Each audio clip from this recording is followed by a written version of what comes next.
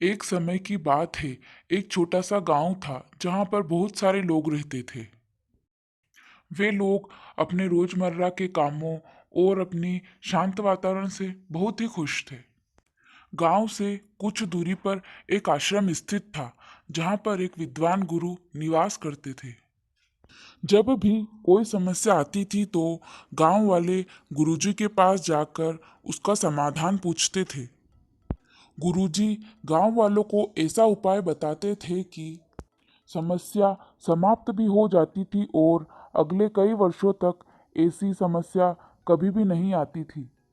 इसी कारण गांव वाले गुरुजी का बहुत ही सम्मान करते थे और उन्हें पूजनीय मानते थे।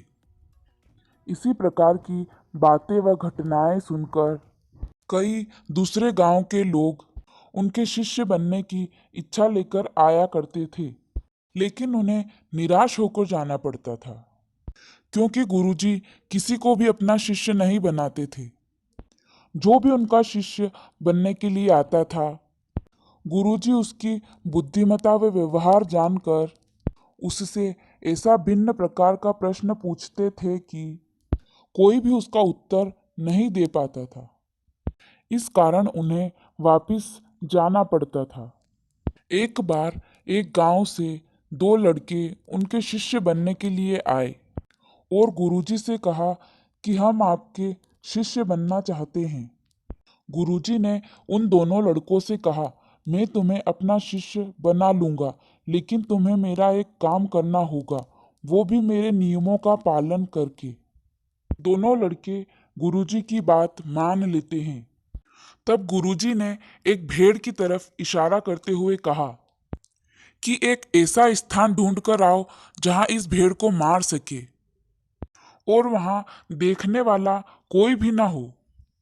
तब दोनों लड़के गुरुजी की आज्ञा अनुसार जंगल में वह स्थान ढूंढने निकल जाते हैं जहां उस भेड़ को मारा जा सके और वहां कोई देखने वाला भी ना हो। बहुत देर तक कोशिश करने पर पहले लड़के को एक गुफा दिखाई देती है जहां घना अंधेरा व सन्नाटा बिसरा था। उस लड़के ने सोचा कि यही स्थान भेड़ को मारने के लिए उचित रहेगा क्योंकि यहाँ कोई देखने वाला भी नहीं है।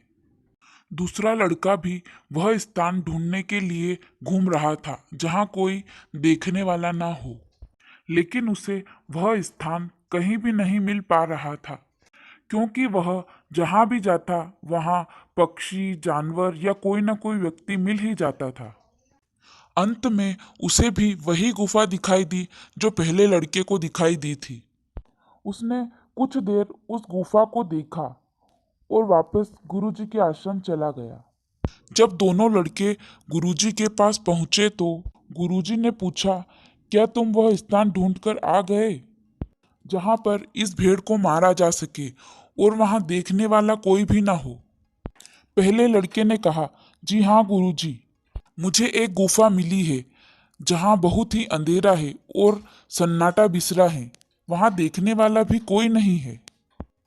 तब गुरुजी ने दूसरे लड़के से पूछा, क्या तुम्हें कोई ऐसा स्थान नहीं मिला?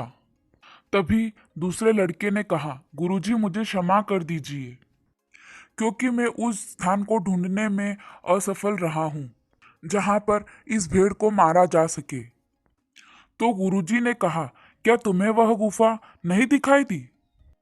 लड़के ने उत्तर दिया, जी गुरुजी, वह गुफा मुझे दिखाई दी थी, लेकिन उस स्थान पर इस भेड़ को नहीं मारा जा सकता क्योंकि उसे मारते समय मेरी आत्मा यह दृश्य देख रही होगी।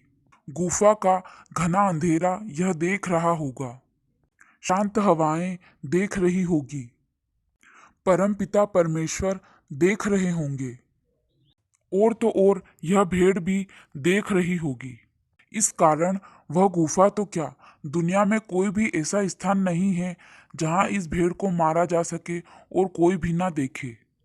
और अगर ऐसा कोई स्थान होता भी है तो भी मैं आपका यह कार्य नहीं कर पाऊंगा क्योंकि किसी भी जीव जंतु को मारने का अधिकार किसी को भी नहीं है। और अगर मैं इस भेड़ को मारता हूं तो मैं अपनी सोच और अपनी इंसानियत को खत्म कर दूंगा। यह बात सुनकर गुरुजी ने उस लड़के को अपने गले से लगा लिया और आजीवन अपना शिष्य बना लिया। तो इस कहानी से हमें यही सीख मिलती है कि इंसान हो चाहे जानवर, हमें उसके प्रति इंसानियत का ही व्यवहार करना चाहिए और किसी भी व्यक्ति को यह अधिकार नहीं है कि वह किसी इंसान या जानवर की हत्या करे।